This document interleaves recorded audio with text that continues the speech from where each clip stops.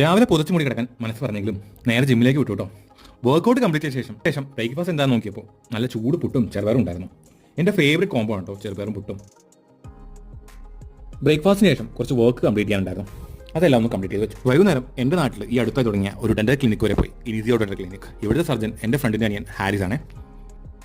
സാധാരണയായി നമ്മൾ പലർക്കും ഉണ്ടാകുന്ന സംശയമാണ്, ഒരാൾക്ക് വേണ്ടി യൂസ് ചെയ്തിരിക്കുന്ന ഇൻസ്ട്രുമെന്റ്സ് വേറൊരാൾ യൂസ് ചെയ്യുന്നതിന് മുമ്പേ ഡോക്ടർമാർ എന്തെല്ലാം പ്രിക്കോഷൻസ് എടുക്കും എന്നുള്ളത്. അതേ സംശയം തന്നെ ഞാൻ ഹാരിസിനോട് വെച്ചപ്പോൾ ഹാരിസ് പറഞ്ഞത് ഇങ്ങനെ: അത് യൂസ് ചെയ്തതിനു ശേഷം ഇതാദ്യം സോപ്പ് വെള്ളത്തിൽ ഇടും, എന്നിട്ട് പിന്നെ ഒന്ന് തിളപ്പിക്കും. അതിന് ശേഷം എന്ത് ചെയ്യും, ഇങ്ങനെ പാക്ക് ചെയ്യും. ഇങ്ങനെ പാക്ക് ചെയ്ത് ഓട്ടോക്ലേവ് ചെയ്യും. ഓട്ടോക്ലേവ് പറഞ്ഞ ഇൻസ്ട്രുമെന്റ് ഉണ്ട്. അതിൽ ഇങ്ങനെ പാക്ക് ചെയ്തതിനു ശേഷം പാക്ക് ചെയ്ത് സീൽ ചെയ്യും. സീലിംഗ് മെഷീൻ സീൽ ചെയ്തിട്ട് അത് ഓട്ടോക്ലേവിലേക്ക് കയറ്റും. അങ്ങനെ ഓരോ ഇൻസ്ട്രുമെന്റ് ഇങ്ങനെ പാക്ക് ചെയ്തിട്ടാണ് വരിക. അത് പേഷ്യന്റിന്റെ മുന്നിൽ വെച്ചിട്ട് അണുക്കാക്കിയ ഇൻസ്ട്രുമെന്റ് പേഷ്യന്റിന്റെ മുന്നിൽ വെച്ചിട്ട് ഇങ്ങനെ പൊട്ടിച്ചിട്ടാണ് നമ്മൾ യൂസ് ചെയ്യുക. ഞങ്ങൾ അങ്ങനെ സംസാരിക്കുന്ന ഇടയിൽ റിസപ്ഷനിലെ ചേച്ചി ഒരു ചായയൊക്കെ കൊണ്ടു തന്നിരുന്നു കേട്ടോ.